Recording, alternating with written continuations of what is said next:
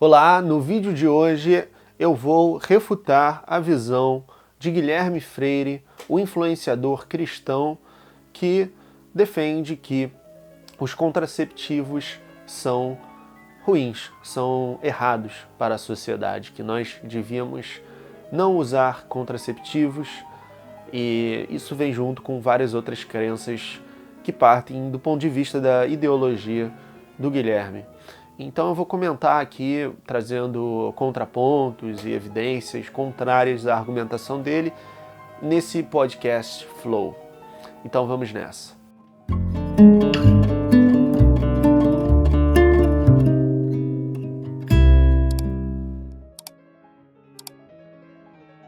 Eu não consigo conceber que na sociedade brasileira não tem as pessoas são contra ideias absolutamente racionais de auxílio de pessoas que estão em situação. Agora, tirar a vida não é solução.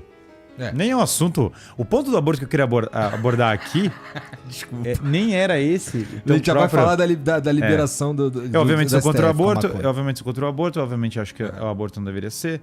Obviamente acho que deve ter algum tipo de punição para o aborto. E eu também acho que isso deveria se ajudar as mulheres. Agora, dado tudo isso...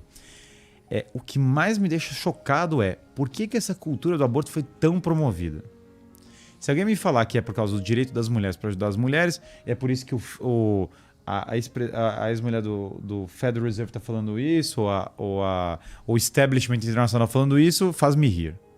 A ideia de que o establishment internacional está super preocupado com as mulheres é ridícula. Se eles não estão compadecendo, né, se compadecendo que eles acordaram de manhã e falaram: nossa, estou senso moral super refinado. Né? Inclusive porque, dado isso, eles não estão preocupados com as mulheres abortadas, visivelmente. Então essa preocupação, para mim, já é uma preocupação claramente seleta. Tá, primeiro ponto, não é que é uma preocupação seleta, só com as mulheres que abortaram e não com as abortadas, né? Porque, de acordo com a argumentação das pessoas a favor do aborto, não é o caso que o feto abortado já era uma pessoa.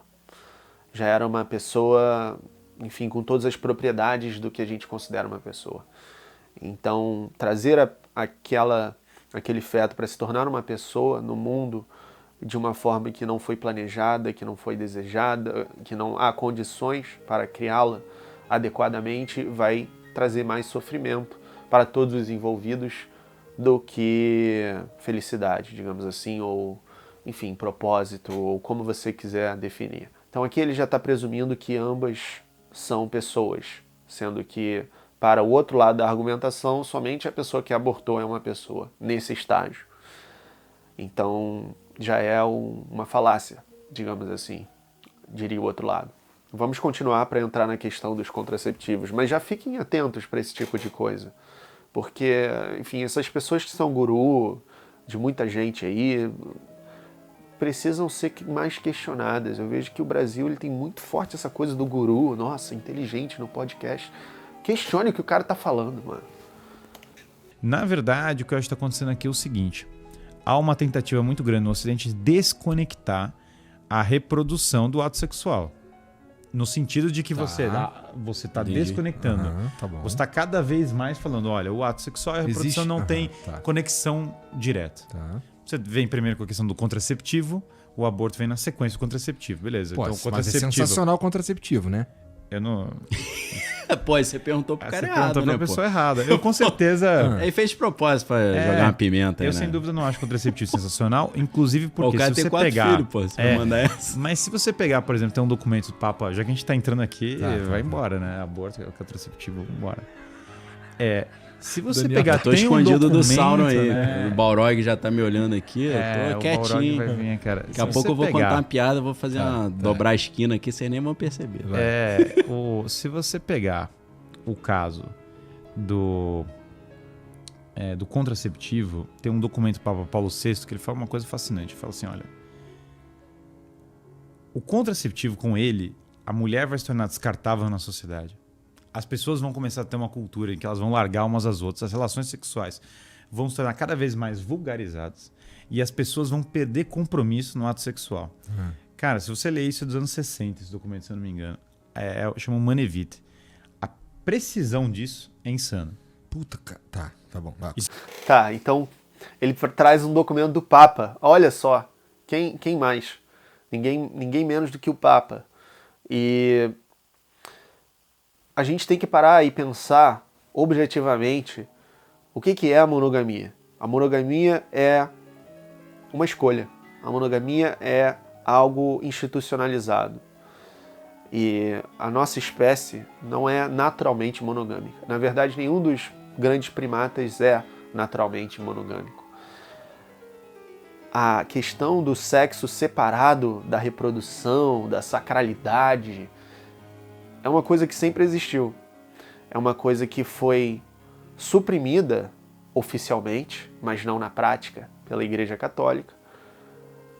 E é algo que em outras culturas indígenas até hoje são poligâmicas e vivem bem. Caçadores-coletores eram extremamente poligâmicos, né? Os primeiros seres humanos. Você quer pensar o mais natural que há da nossa espécie. Aí você fala, Mateus, mas você quer ser que nem os primeiros? Não. Tá, existe progresso, existe toda a tradição liberal, todas as nossas conquistas, mas a monogamia, ela não pode ser uma imposição, ela deve ser uma escolha. E ela não é natural, ela não é algo que cristãos tentam argumentar, é uma escolha sagrada, oriunda de uma vontade divina para a vida dos seres humanos, não é nada disso. Tá?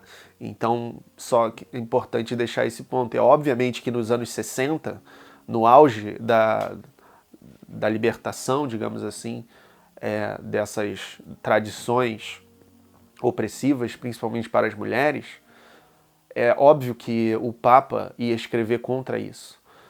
Se vocês leram o Admirável Mundo Novo, do Aldous Huxley, ele faz uma crítica muito contundente a como que a poligamia se torna normativa e inconsequente, ela é um problema. É um problema porque a sociedade passa a viver numa anestesia perpétua de prazeres. E isso está muito bem retratado no Admirável Mundo Novo. Mas não é o caso que toda e qualquer relação extra cristã, digamos assim, nos moldes de reprodução monogâmica, vá ser uma degeneração. Pelo contrário, cada pessoa tem o seu momento de se relacionar sexualmente em diferentes estágios da sua vida. Então essa normatividade excessiva, eu não sei se vocês viram o The Handmaid's Tale, é uma distopia em que há um problema de fertilidade nos Estados Unidos e um grupo extremista, fundamentalista, conservador assume o comando e as mulheres férteis se tornam escravas sexuais. E eles ornam isso com a Bíblia, com toda a ideia de que o sexo é para reprodução, mas é estupro o tempo todo. Né? Então é um livro da Margaret Atwood que foi adaptado para uma série disponível no Amazon Prime e que retrata muito bem isso, como que é muito fácil por trás desse usar um discurso de sacralidade e promover a misoginia, o estupro e o machismo. Isso aconteceu como um fato. O ato sexual deixou de ser algo sagrado na sociedade, com certeza. E você tem relações extremamente descartáveis em todos os lados. Uma grande conexão disso é o fato da reprodução. Porque você não tem... Cara, quando você tem o ato sexual, quando ele é totalmente desconectado da criação da vida, que é a função mais elevada, uma das funções mais elevadas do homem é gerar vida. Uma das coisas mais elevadas que o homem pode fazer. O ato sexual é propriamente um ato gerador da vida. E é por isso que, estrito senso, ato sexual é aquele que gera vida. Todos os outros atos sexuais que não são o ato gerador da vida, eles são sexuais em um sentido distinto do ato sexual propriamente dito. O que eu quero dizer com isso? O cara tá lá na pornografia, não é um ato sexual da mesma maneira como o ato sexual do homem e da mulher. Não, ele está confundindo sexo com reprodução. Ele está querendo que as pessoas comprem a ideia de que o ato sexual é somente aquele, ele só é plena e essencialmente sexual se ele tem como fim a geração de vida. Mas isso é falso. tá? Pega qualquer livro de biologia, qualquer dicionário, você vai ver que isso é falso, tá? Isso, na verdade, é um pensamento ideológico cristão. Porque tem um órgão sexual destinado à reprodução e quando ele termina a sua função por completo, você tem a geração da vida, ou a possibilidade da geração da vida. Vamos partir desse ponto. Quando você nega a possibilidade da geração da vida e você fecha as pessoas para essa possibilidade, o que acontece? Você está falando, cara, o ato sexual, eu não quero as consequências dele nunca, eu quero o prazer do ato sexual. E isso que está acontecendo é muito mais análogo novamente, a pornografia do que ao ato sexual cumprindo a sua finalidade última. Quando você introduziu o contraceptivo, fora vários problemas análogos, tipo, sei lá, questões hormonais, contraceptivo hormonal, questão do problema da pílula, que tem vários. Na verdade, tem a pílula do dia seguinte que é abortiva, tem várias coisas. Quando você desconsidera esse aspecto unitivo e procriativo do sexo, você vai destruir a família inevitavelmente. Não vai. Tem várias famílias que não querem ter filhos e vivem bem. Tem vários casamentos de pessoas que são do mesmo sexo. Eu diria que, a partir do contraceptivo, e aí é clássico do Ocidente, a revolução sexual inteira se seguiu. Fala, pô, a revolução sexual foi maravilhosa. Cara, é ousado alguém defender que foi maravilhosa numa cultura em que ninguém tem a taxa de fertilidade para repor a população, numa cultura em que metade dos casamentos terminam em divórcio, numa cultura em que metade das crianças crescem sem o pai. A metade dos casamentos termina em divórcio agora. Por que será? Será que é porque agora as mulheres podem se divorciar? Antes elas não podiam. É verdade. Como é que era na Idade Média? Por que não terminava em divórcio? Era melhor lá? Entendi.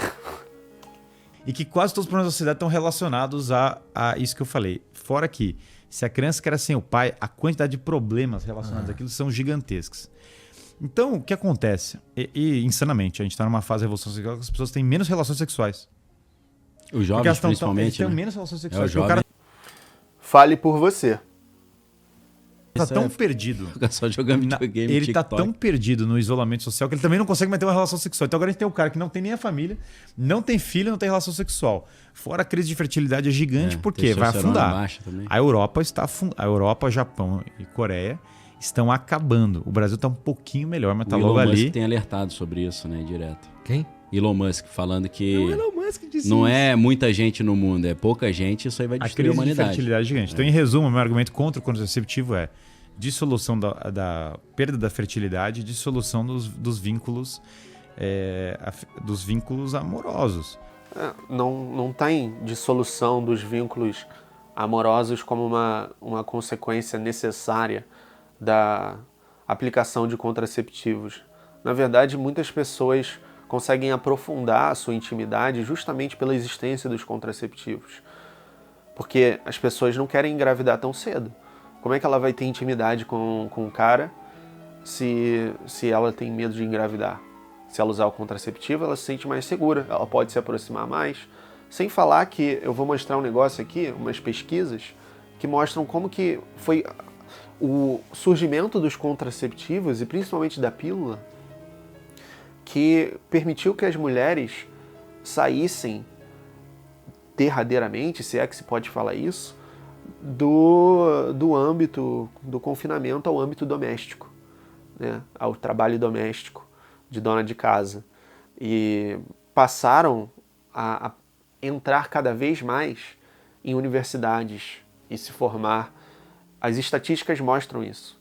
Então teve um efeito muito positivo para a emancipação das mulheres. Eu vou mostrar aqui, vou ler um pedaço de uma pesquisa. Aqui, uma matéria da BBC, mudança de vida. O uso da camisinha precisa ser negociado com o parceiro. O diafragma e a esponja vaginal são mais complexos e envolvem uma certa habilidade para sua utilização e são pouco discretos. A pílula, no entanto, depende exclusivamente da mulher e pode ser administrada em total privacidade.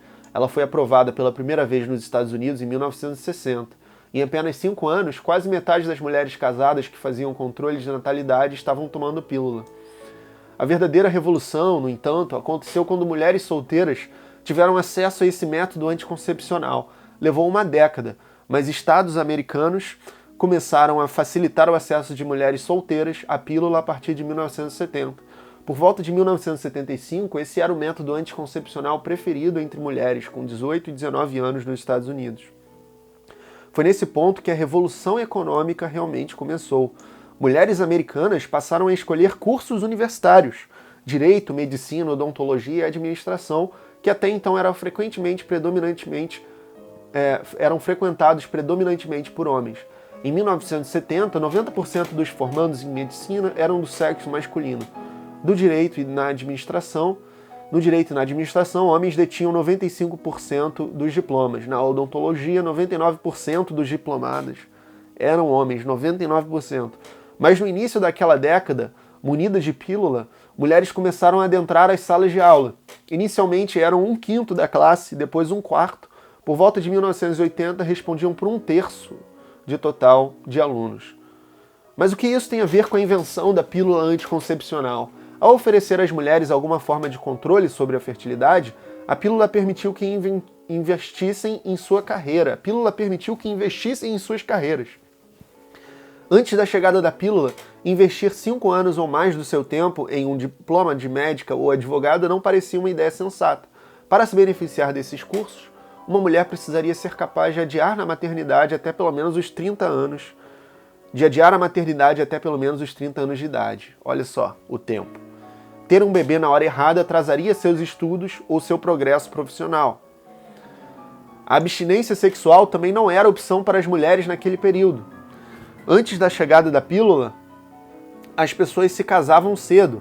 Se uma mulher optasse pela abstinência enquanto investia em sua carreira, corria o risco de chegar aos 30 anos e descobrir que todos os bons candidatos já estavam comprometidos. A pílula acabou influenciando tanto a vida sexual da mulher quanto o casamento. Mulheres casadas podiam ter sexo com um risco muito menor de gravidez. E todas as mulheres começaram a se casar mais tarde, menos aquelas que não usavam a pílula. Os bebês começaram a chegar mais tarde e na hora escolhida pela mulher. E isso significa que essa mulher já havia tido tempo de se estabelecer profissionalmente. Muitas outras coisas mudaram para as americanas na década de 1970. As pesquisas indicam que a pílula teve um papel fundamental em permitir que as mulheres adiassem o casamento e escolhessem a hora da maternidade. O que é algo que diz respeito à autonomia que toda pessoa devia poder ter como livre. E que até certo tempo os homens tinham e as mulheres não tinham na nossa sociedade. Então, por que ele nem menciona isso, esse lado? É uma visão muito ideológica a que ele tem. Assim como a sua visão de que, por exemplo, as vias de Tomás de Aquino são provas irrefutáveis da existência de Deus. Nesse canal eu já refutei elas. Posso fazer um vídeo refutando a própria apresentação do Guilherme Freire. Assista a minha conversa com o Eduardo Banks. O Eduardo Banks no Talma, podcast aqui desse canal, sobre refutando os argumentos para a existência de Deus. A gente passa um bom tempo ali nas 5 vias. Tem mais, ó. Olha só o que essa outra reportagem do jornal USP diz. O médico elucida que a ampliação dos métodos anticoncepcionais permitiu que, nos últimos 20 anos, houvesse uma redução de 40% na mortalidade obstétrica e perinatal. Quando a gente programa o momento de engravidar, quando a gente espaça uma gestação da outra, aumentando o intervalo entre os partos, estamos reduzindo a ocorrência de mortes de causa obstétrica e também de morte de recém-nascido, justamente porque pôde-se fazer um planejamento reprodutivo de maneira adequada. Exemplifica. Vamos voltar. Esse aqui. Tem gente que vai ficar desesperada. Fala, se esse maluco é contra o contraceptivo, fudeu, entendeu? Então já era. Acabou. Agora, assim, você vai me falar, então... Deixa eu fazer uma pergunta pro Daniel. Qual é rapidinho. o próximo passo, né? Fala aí. Ô, Daniel, tô casado, do caralho, né? Graças a Deus, né? Mó tempão, né? Sim. Então, Desde os 23 anos. Isso, mó tempão. Porra, tu não dá... Com todo respeito. Com todo respeito. Manda aí. Mas, porra, tu não dá uma bimbada ali só pra curtir também, não? Pô, lógico, pô. Então qual é? Qual é, Guilherme?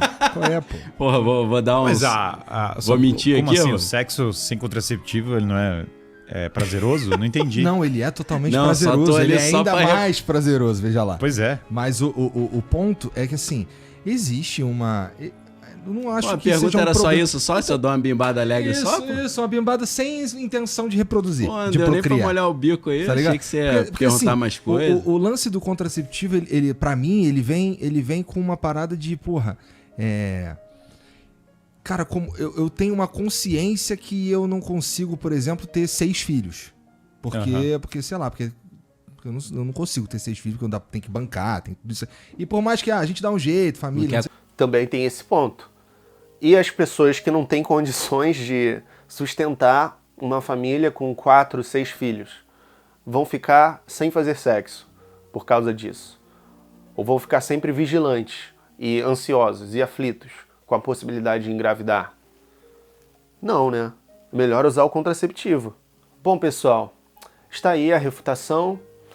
Eu quero saber o que você achou, deixe seus comentários. Se tiver algum outro vídeo do Guilherme Freire ou outro guru que vocês queiram que eu analise e ofereça minhas impressões e meus contra-argumentos, comente aqui embaixo também, divulgue o canal, se inscreva se você é novo ou nova por aqui para mais vídeos de filosofia e cultura e considere se tornar um membro. A gente se vê no próximo.